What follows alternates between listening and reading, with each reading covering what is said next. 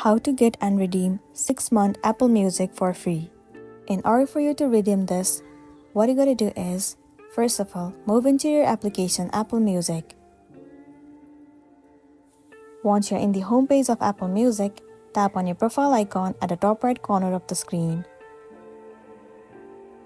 So in this page, if you have the updated version of Apple Music or the software, then over here you'll find the option where it says get 6 months free.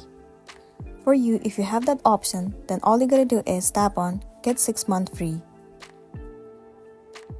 And then simply tap on try it free. At the bottom, tap on start 1 month free or 6 months free if it is available to you. This interface will pop up on your screen. All you gotta do is tap on subscribe at the bottom. Enter the password of your specific account and then simply tap on sign in.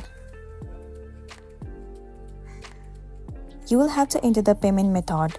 Tap on continue and then enter the payment method.